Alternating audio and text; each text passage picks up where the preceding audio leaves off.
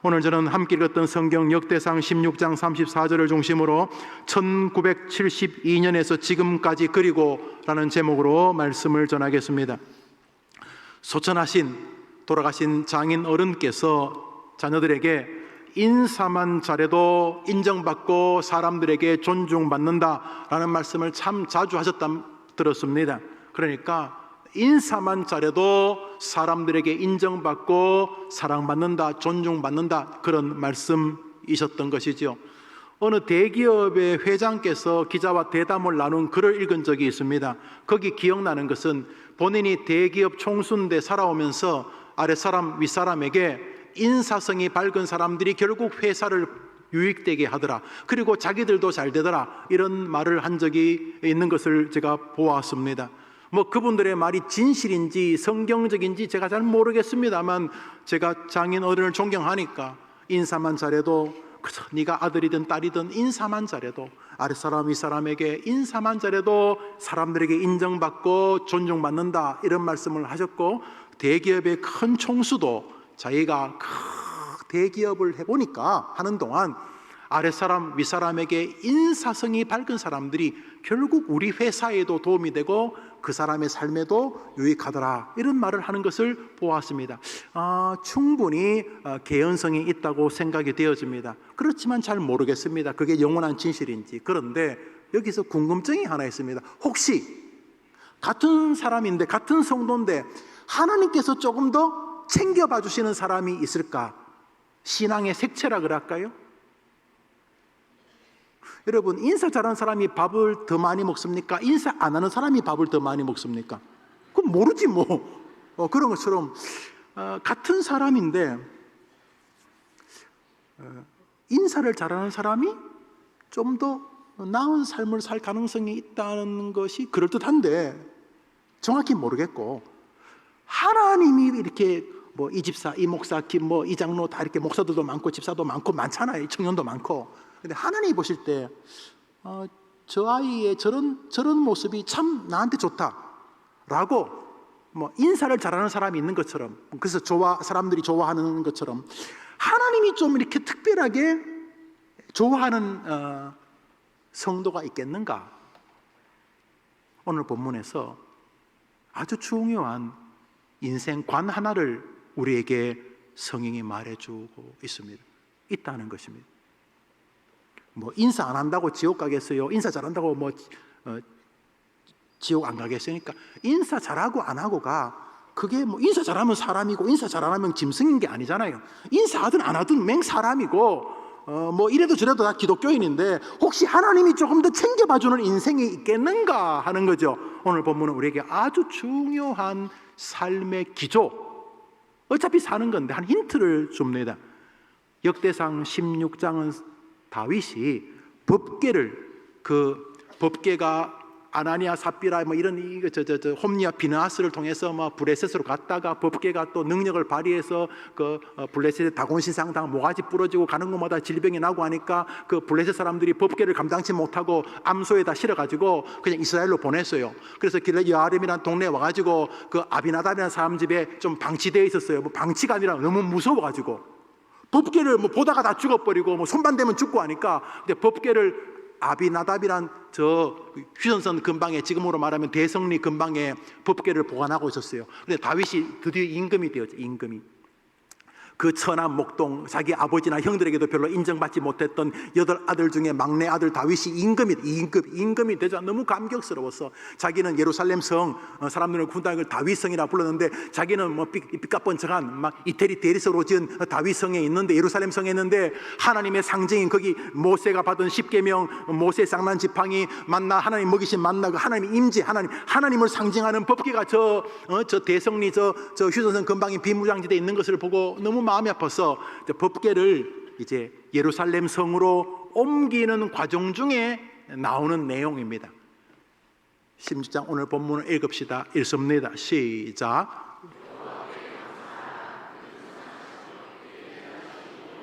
한번 더 합시다. 여호와께 감사하라. 하라. 이게 명령형 단어입니다. 이게 타협이 불가능합니다. 어떤 사람은 명령해도 네가 뭔데 명령 이렇게 할 수 있지만, 하나님께서 다윗의 입을 통해서 명령하고 계시는 것은 이게 수정이 불가능한 것이죠. 뭐 시간 되면 하고, 뭐 내 마음이 내키면 하고, 뭐 마음이 안 내키면 안 하. 이게 아니라 여기 하라는 명령은 하나님이 다윗을 통해 우리에게 명령하시는 것이죠. 뭐 다윗처럼 임금되고 잘나면 나도 하지요, 이렇게 생각할 수 있을 수 있습니다. 이 법궤를 지금 16장에 옮기는데 16장부터 옮기는 게 아니라 법궤는 13장부터 옮기기 시작합니다. 다윗이요, 참 좋은 사람 아닙니까?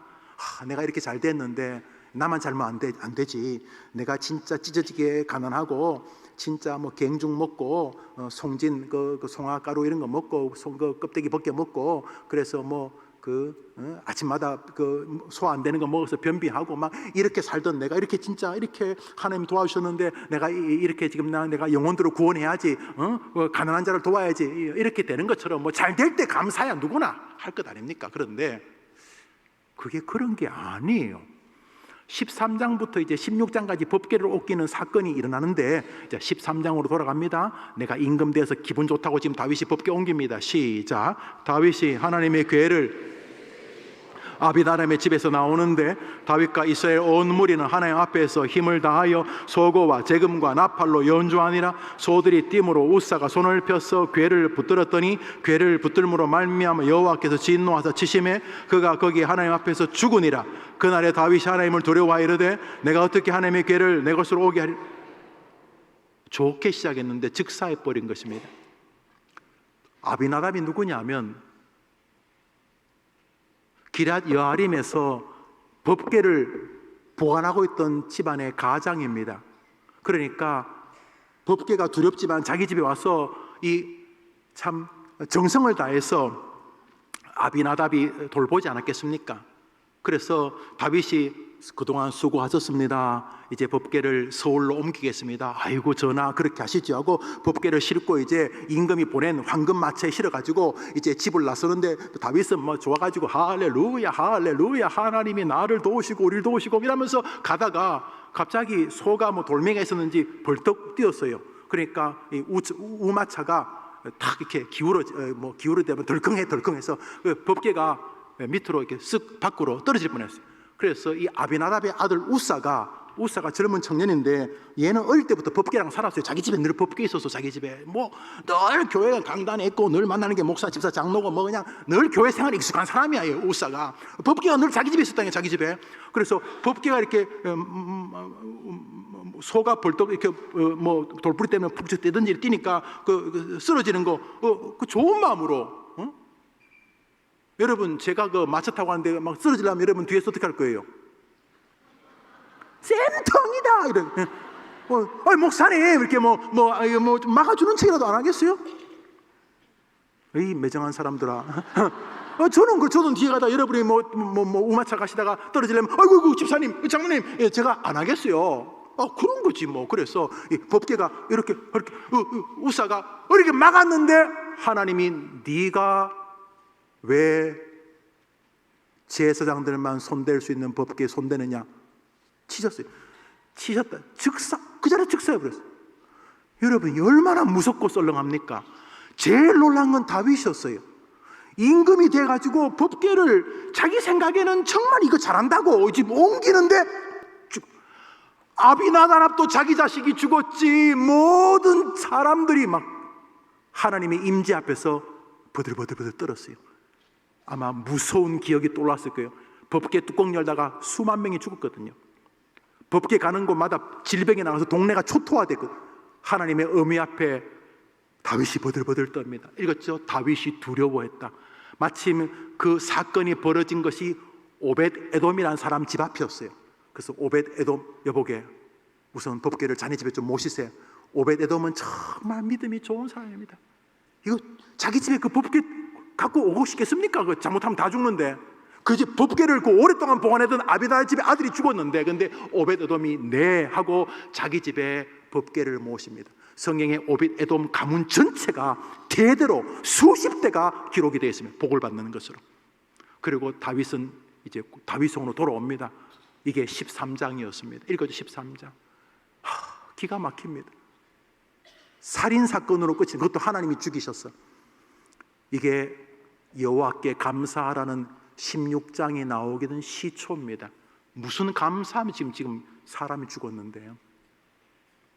다윗이 기가 막혀서 다윗성에 앉아 있는데 부하 하나가 막 뛰어옵니다.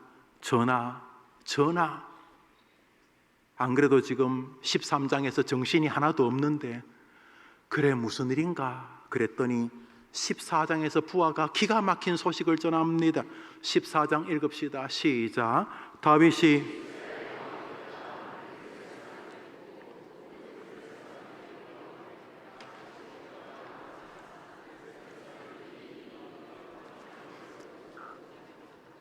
왕이 되어서 너무 좋아가지고 법궤를 지금 이렇게 궁궐로 옮기려고 지금 자기가 왕이 돼가지고 그거 지금 하나님 앞에 너무 기뻐서 이렇게 하고 있는데 하나님 치셨지.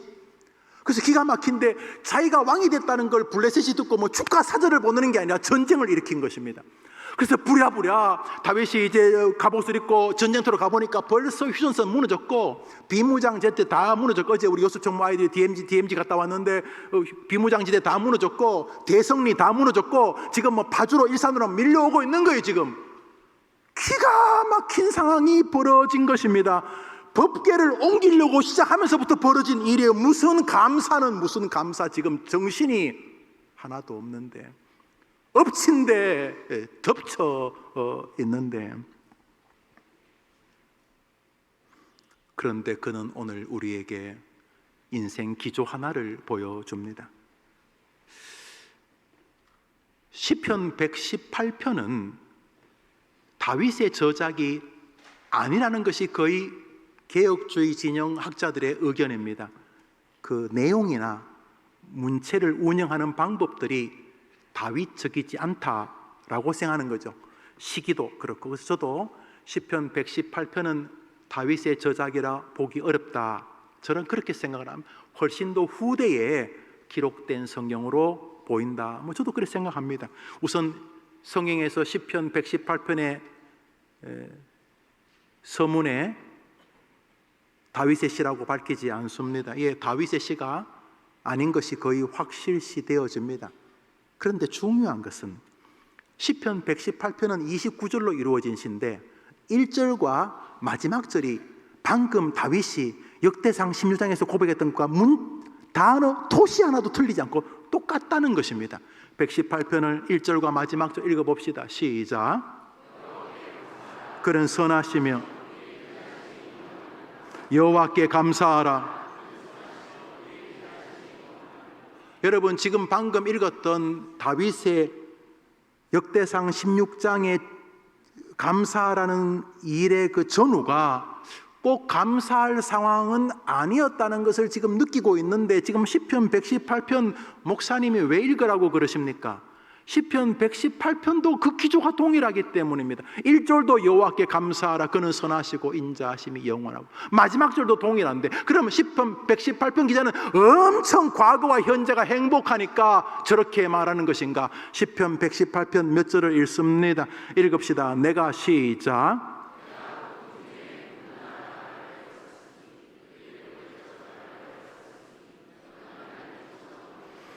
시편 118편 내용이 좀 썰렁합니다. 내가 고통 중에 문 나라가 나를 멸망시키려고 애워쌌고 그들이 피할 수 없는 추석 전후의 산소에 성묘하러 갔다 벌에 쏘여 죽을 만큼 수백 수천 수만 마리 벌떼처럼 나를 그 악인들이 애워쌌고, 심지어 그들은 나를 밀쳐 넘어 다리 걸어서 지하철 이렇게 오는데 그 지하철 입구에 그 스크린도 요즘에 있는데 그 없다고 칩시다. 서 있는데 막 지하철이 막 들어오는데 뒤에서 나를 확 밀어 넘어뜨리려고 하는 것 같은 상황이니까 시편 118편 기자도 감사할 것 같은 상황이 과거나 현재 아닌 듯 느껴집니다. 그러니까 오늘 다윗이 여호와께 감사하라, 그는 선하시고 그 인자하심이 영원하다는 말은 현재 벌어지는 상황이 내게 만족스러운 것이 감사의 원인은 아니라는 사실을 알 수가 있습니다. 여기 중요한 게 있습니다. 하나님은 우리를 감사의 삶으로 날마다 만드실 수 있는 분입니다. 하는 것마다 문제가 다 해결되고 모든 사람이 나를 좋아하게 만들 수 있으면 왜 하나님 그거 못하십니까? 그러므로 그런 일을 할 수 있는 하나님이 때로 이해하기 어려운 일, 나로 하여금 말 그대로 고통스럽다고 느낄 만한 일 속에서도 하나님은 우리가 하나님의 전능함과 하나님의 위대함과 하나님의 말할 수 없는 위대한 능력을 신뢰하면서 결국은 뜻이 계실 거야 하면서 감사하는 삶의 기조를 하나님께 보이기를 원한다고 믿음하면 아멘 해보십시오. 한번 더 합시다. 감사는 신학이다. 감사는 결심이고 감사는 신앙이다. 그러니까 하나님 앞에 어려운 상황에서 감사하려고 하는 것은 한번 따라합시다. 뜻이 계실 거야. 여러분 해봐요. 시작. 그래야지 안 죽지. 그래야지 안 죽지. 어떻게 모든 일들이 여러분이 하고 싶은 대로 다 돼요. 우리 청소년들, 우리 성도님도 살아보시잖아요. 나이만큼 살아보시면 알잖아요. 어떻게 다 내 손대로 자식들이 다 되고 내가 원하는 대로 다 돼요. 여러분 몸은 여러분 마음대로 됩니까? 살다 보면은 이해 안 되는 거 있잖아요. 왜 죽이냐고. 왜 내가 뭐 나쁜 짓 하면 죽이지. 내가 법계를 옮기는데 왜 그 집 애는 왜 죽이냐고. 왜 아니 내가 목사인데 그 집 사람 죽으면 되냐고. 아니 걔를 왜 죽이냐고. 내가 왕이 됐는데 축하는 못할 반정 왜 전쟁을 일으키냐고. 왜 아니 내가 뭐 잘못한 것도 아닌데 왜 나를 밀쳐 넘어뜨리려고 그러느냐고. 나도 모르지. 그렇지만 하나님에게는 뜻이 있는 줄 믿습니다 라고 하는 인생 기조를 주님이 원하신다는 거죠. 그렇습니다. 오늘 다윗은 그리고 시편 기자는 우리의 삶이 그냥 가만 놔둬도 막 휘바람이 나오는 즐거움의 연속이 아니고 때로 이해하기 어려운, 정말 설명하기 어려운,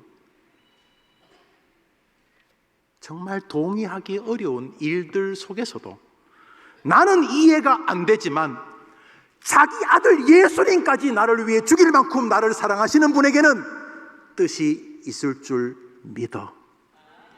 따라합시다. 고통에는 뜻이 있어. 그래서 감사하는 여러분 되기를 주의 이름으로 축원합니다.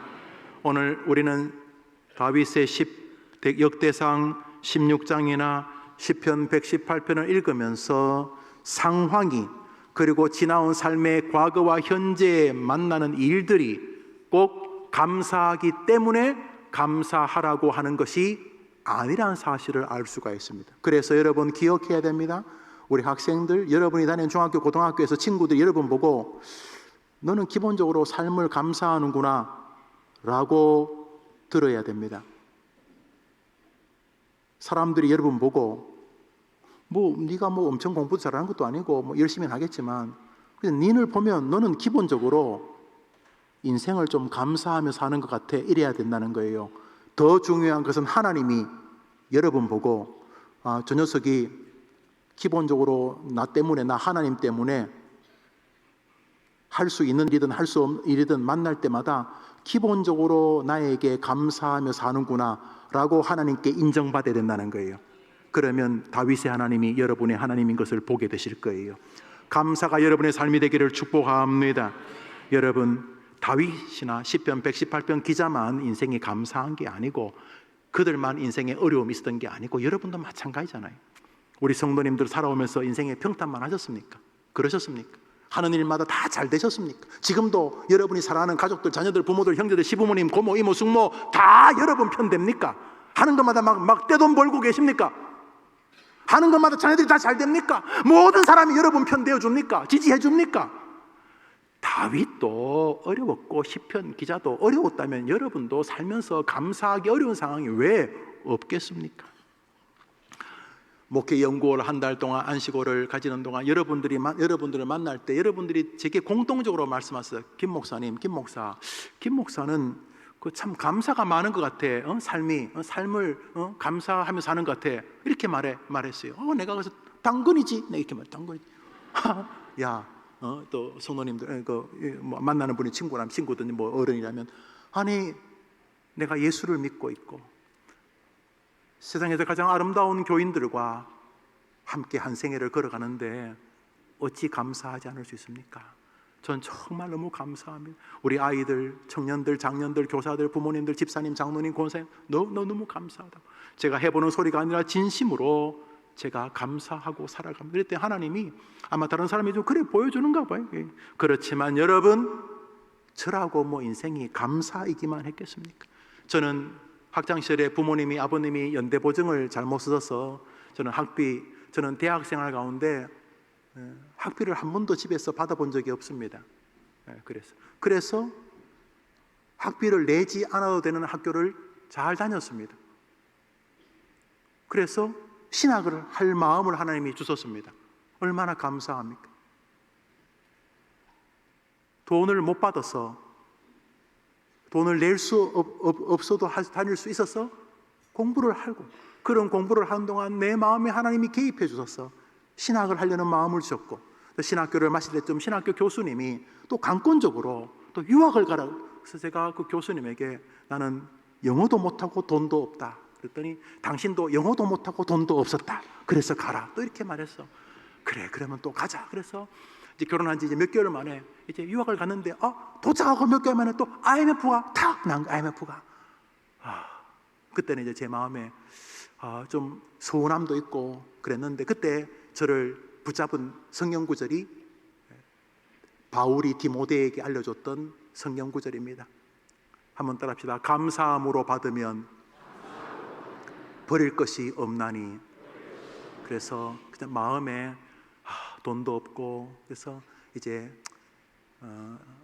공부를 그만하라는 뜻인가 보다. 그렇지만 여기까지가 어디야? 여기까지가 내가 내 같은 것이 목사가 되어서 성도들과 함께 말씀을 상고하고 성도들에게 말씀을 전하기 위해서라도 어쩔 수 없이 성경을 볼 수 있다는 게 얼마나 감사해. 그리고 내가 이렇게 낯선 나라까지 와서 공부를 할 수 있다는 거, 뭐 얼마 안 됐지만 자 이제 가야 된다. 그래서 그렇지만 이를 악물고, 물론 좀 힘들긴 했지만 감사함으로 받으면 버릴 것이 없느냐 이러면서 이제 그러고 있는 동안 뭐 다니던 조그만 영국 교회가 도와주고 뭐 또 학교가 도와주고 이러면서 또 이렇게 공부를 할 수 있게 길을 열어줬어요.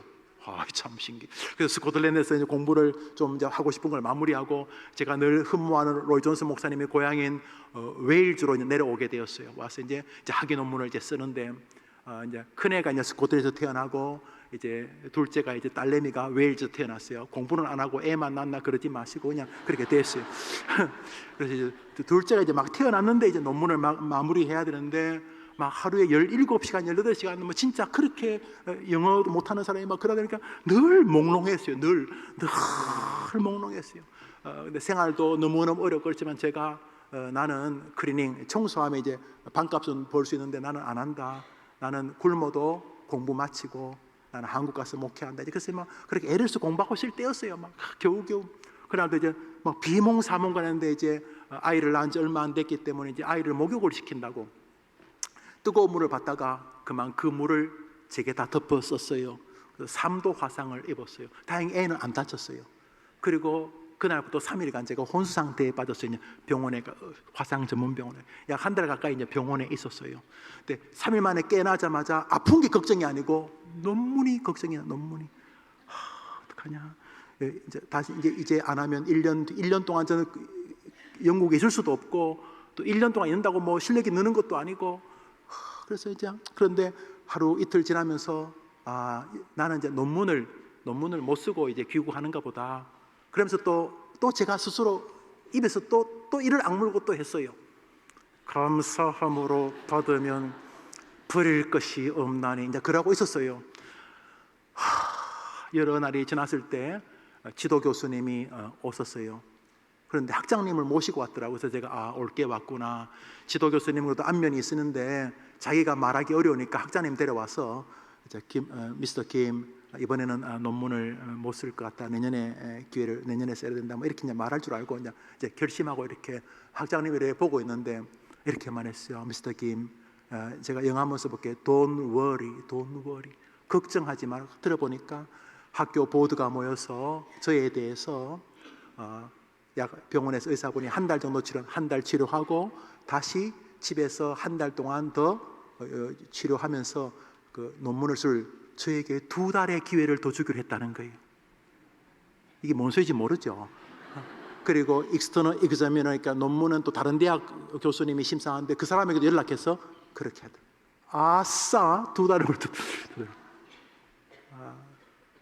그런데 그 평상의 큰 화상 전문 병원에 외국인이 저밖에 없었는데, 그때 제 아내는 아이를 낳고 그 아이를 돌보기도 어려워서 저를 간병할 수가 없었어요. 그래서 저는 간병을 한 분 9시 영국 간호사분들이 이제 저를 도와줬어요.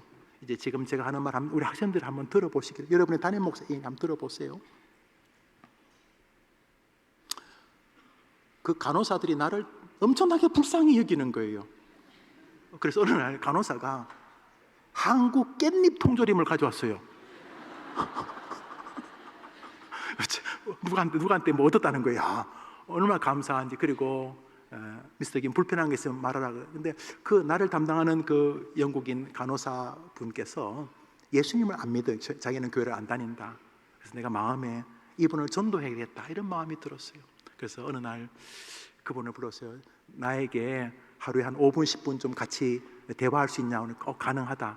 내가 지금 논문을 쓰다가 멈추고 있는데 내가 쓰는 논문을 다시 리뷰하니까 너무 머리가 화상 때문에 머리가 안 돈다. 이건 약간의 거짓말 같아.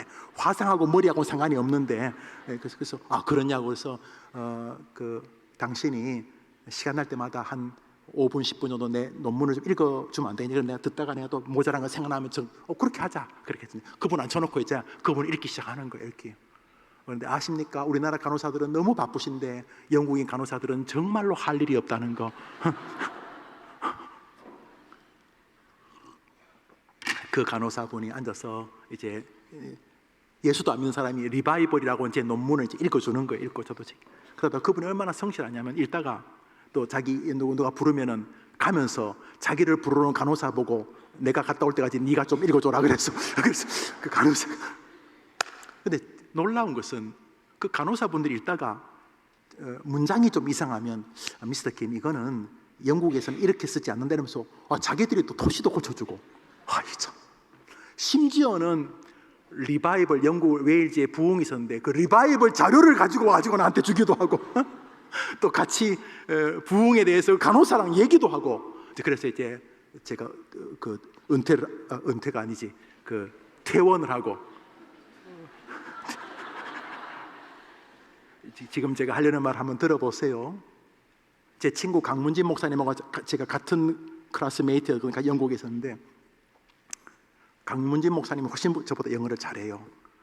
논문도 그렇고. 그런데 제가 병원에서 퇴원해서 이제 논문을 냈어요. 내가 제일 먼저 낸 거 알아요? 그리고 내가 제일 빨리 패스가 됐어요. 그래서 제가 다른 동기들보다 7개월 먼저 귀국했어요.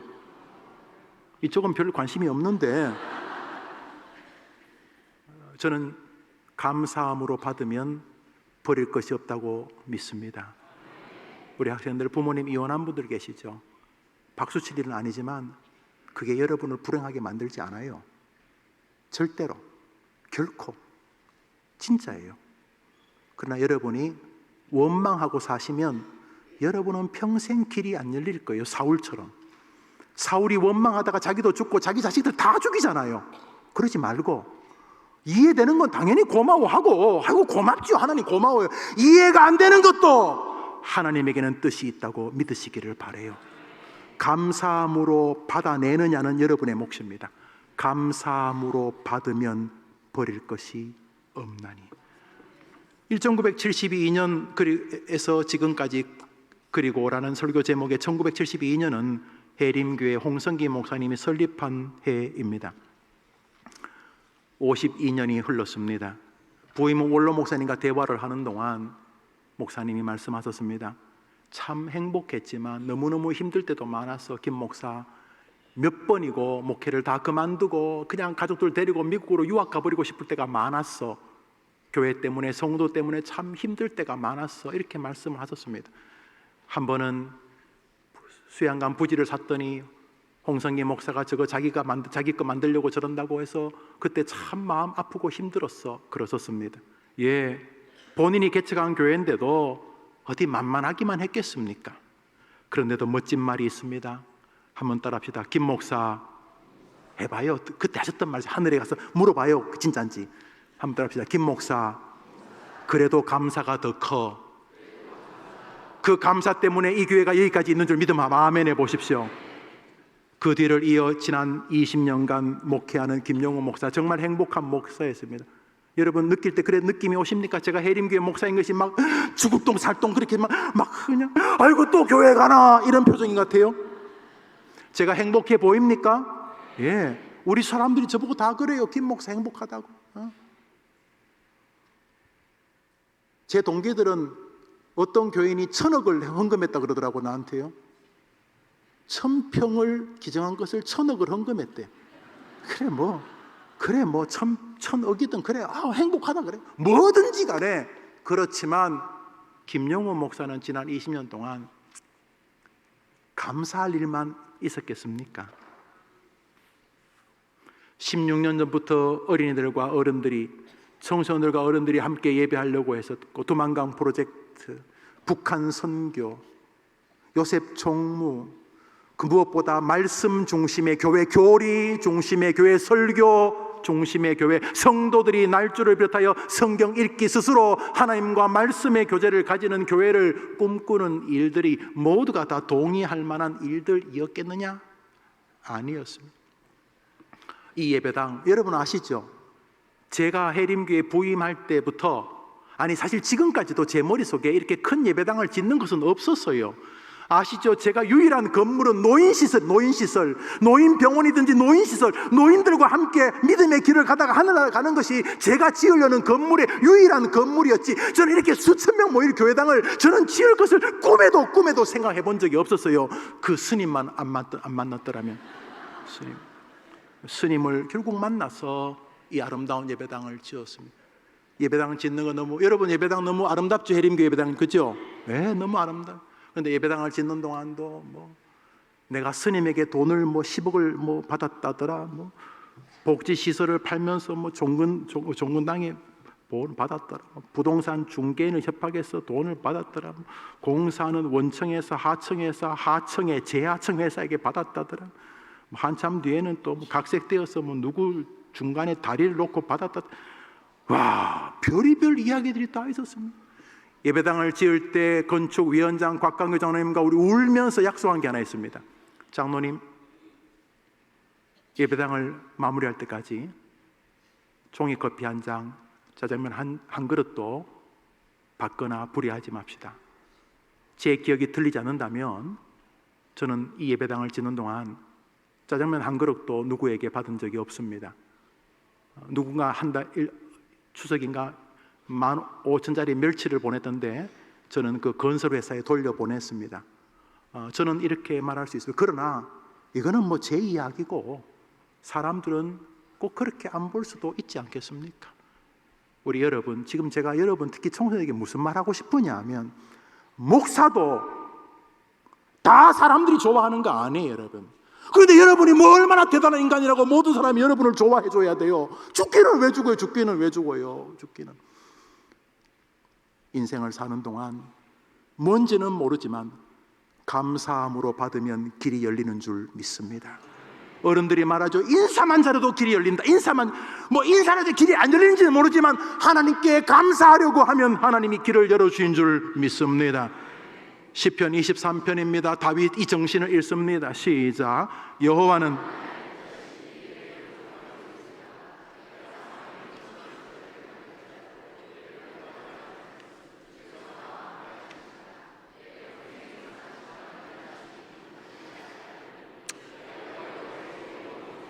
내가 지금 사망의 음침한 골짜기, 사람들이 돌 던지고 욕하고 비난하고 갑자기 애가 아프고 돈이 없고 다 사망의 음침한 골짜기 맞아요. 그렇지만 하나님은 나의 목자시기 때문에 길을 열어줄 줄 믿습니다.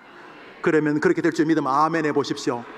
한번 답시다. 감사함으로 받으면 버릴 것이 없나니. 다윗은 정신 차립니다. 14장에서 적들이 쳐들어왔을 때 다윗은 다시 정신 차립니다.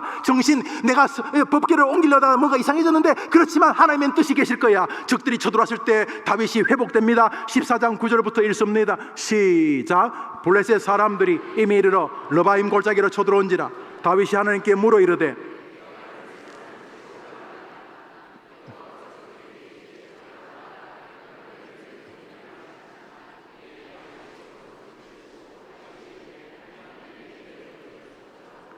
한번 따라합시다. 따라합니다. 다윗이 하나님께 물어 이르되, 다시 회복합니다. 적들이 쳐들어와서 이게 뭐예요? 나 아무것도 안 해. 이러지 않고, 이게 뭐 이래? 하나님 이럴 수 있어. 이러지도 않고, 적들이 쳐들어올 때 다윗은 다시 하나님을 인정합니다. 뭔지는 모르겠지만 하나님, 내가 싸우러 올라가리까. 하나님의 권위를 인정합니다. 적들이 쳐들어온 것을 이해할 수 없는 현실이지만 더 크신 하나님의 뜻이 계신 줄 믿기에 오늘도 하나님을 인정하는 여러분 되기를 축원합니다. 그러자 하나님이 그래 좋다, 싸우라, 대승을 거둡니다. 그 전쟁이 좀 더 이어지지만 다윗은 계속 싸울 때마다 하나님을 인정하기 시작합니다. 결국 다윗이 대승을 거둡니다. 그것이 14장이었습니다.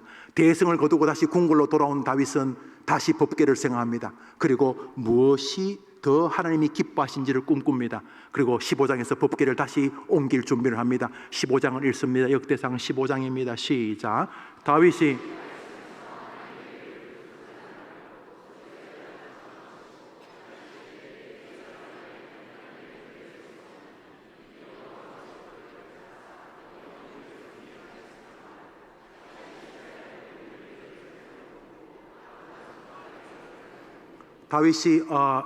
이거는 레위 제사장들만 하는 것이구나. 제사장님들 이거 좀 도와주십시오. 제사장들이 정상적으로 법궤를 메고 예루살렘 성으로 오도록 도와줍니다. 법궤가 예루살렘 성으로 드디어 올라오게 됩니다. 할렐루야. 그러면 만사가 오케이일까? 아니올시다. 이번에는 하나님이 기뻐하시니까 이번에는 집안에서, 가정에서 다윗을 비난하기 시작합니다. 남이 욕하는 것도 참 힘들지만 여러분, 같은 교회 교인들이 욕하는 거 더 힘들어요.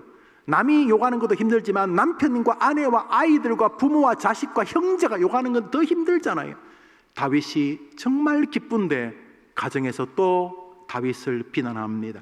우리 역대상 15장 27절부터 읽습니다. 시작. 다윗과 및 궤를 맨 레위 사람과 노래하는 자와 이스라엘 무리는 크게 부르며 뿔나팔과 나팔을 불며 재금을 치며 비파와 수금을 힘있게 타며 여호와의 언약궤가 다윗성으로 들어올 때에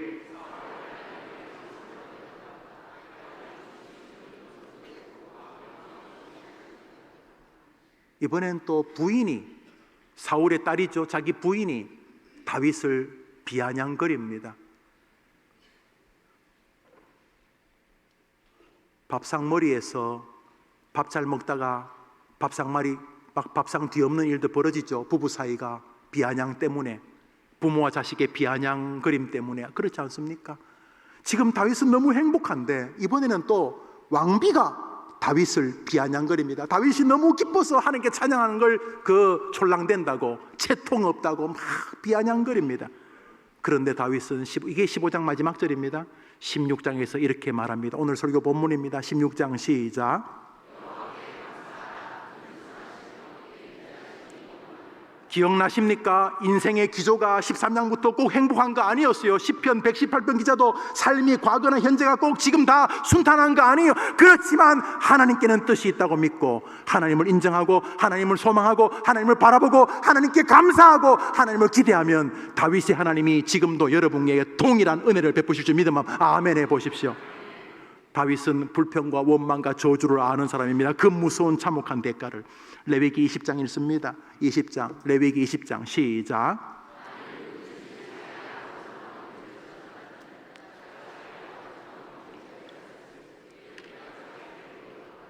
하나님 아닙니다. 자기 아버지 엄마를 저주하는 사람도 내가 핏값을 치르게 하겠다. 주님 말씀하셨어요? 하셨어요? 하나님이 하셨어요? 그러니까 부모님을 함부로 저주하면 안 돼요. 우리 여러분들, 여러분은 저주해도 피할 것 같다면 그 거짓말이죠. 성경이 여러분이 무슨 대단한 인간이라고 여러분을 비켜나겠어요? 그러니까 함부로 부모님을 원망하고 저주하는 거 주의하셔야 돼요. 함부로 형제를, 우리 다 형제죠. 성경 말씀 마태복음 읽습니다. 시작. 나는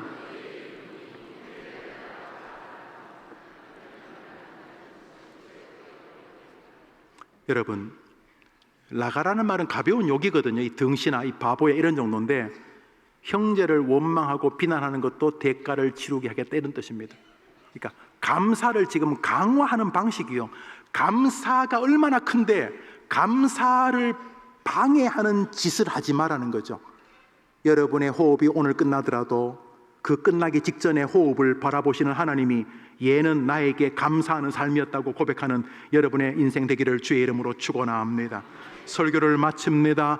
디모데전서 4장 4절, 저를 지금까지 이끌고 있고 앞으로도 제가 이렇게 살 것이기 때문에 결국 해림교회는 더 복될 수밖에 없는 이 말씀을 읽고 마치려고 합니다. 디모데전서 4장 4절, 그 멋진 하나님의 사람 바울이 자기가 진심으로 사랑하는 아들 디모에게 보내는 이 아름다운 인생관, 다윗과 시편 기자를 관통하고 있는 인생관, 하나님이 인정하시는 인생관, 남은 생애를 복으로 만들 수 있는 인생관, 저주와 원망으로 자기와 자기 자식까지 다 멸망으로 바꾸었던 사울과 달리 나와 내 자식들 아직 만나지도 못한 손자, 손녀, 손자, 손자의 손자, 손자까지 내 가문을 복되게 만들 수 있는 영광스러운 신학, 감사 인생 우리 읽습니다. 시작.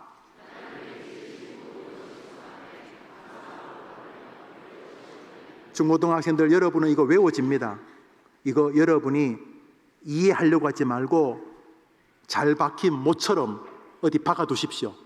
감사함으로 받으면 버릴 것이 없나니. 여러분에게 어디 박아 두십시오, 이 구절을. 그리고 힘들 때 결정하십시오. 지금 이것을 원망하면서 살 것인지. 이해는 안 되지만은 하나님은 살아계시기 때문에, 뜻이 계시기 때문에 하나님의 뜻을 이루라고 기도하며 끝까지 하나님께 감사하려는 신앙을 부둥켜 안고 살 것인지. 전자는 망하겠지만 후자는 다윗의 하나님이, 동일한 하나님이, 여러분이 동일한 하나님이시니 여러분에게도 동일한 복을 주실 줄 믿으시기를 바랍니다. 복된 주일입니다. 또 한 주간 삽니다. 저는 서연교회 담임 목사님과 일행들, 우리 교회 일행들, 지금 중국이 간첩법을 만들어서 뭐 사진만 찍어도 감옥에 보내고 하니까 굉장히 조심스러운데 우리 북한 선교를 가슴에 품고 오겠습니다. 담임 목사가 북한 선교를 하려고 하니까 도와주실 겁니다. 저는 하나님이 우리 교회 요만큼이나 도와주시는 것은 우리가 북한 선교를 하려고 하고 우리 세터민들을 정말 우리 팀장, 장로님을 비롯하여 모든 멘토들이 정말 헌신하기 때문에 저는 믿어요. 우리 모든 일을 감사함으로 받으면 여러분의 마지막 날 외롭지 않을 것입니다. 내일도 해볼 만할 것입니다. 그러나 원망하고 살면은 저는 화상당했을 때 벌써 정신적 병자가 되었을 것입니다.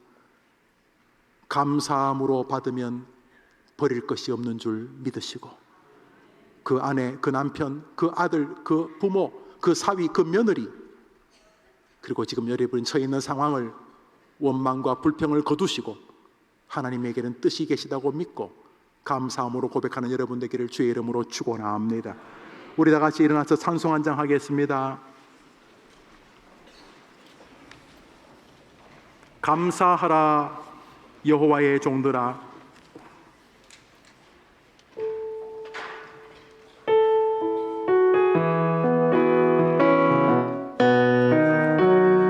감사하라, 감사하라.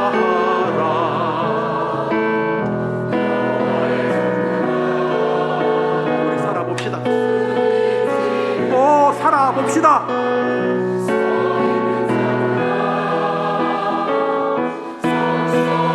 하나님 힘이 안 드는 건 아니지만은 나는 하나님을 믿습니다. 도와주옵소서. 우리 손들고 하면 감사하라, 감사하라. 에림의 성도들이여 감사하라. 하나님 뜻이 계신 줄 믿습니다. 이 해림교회 식구 되게 하신 것 뜻이 계신 줄 믿습니다. 이 질병도 뜻이 계신 줄 믿습니다.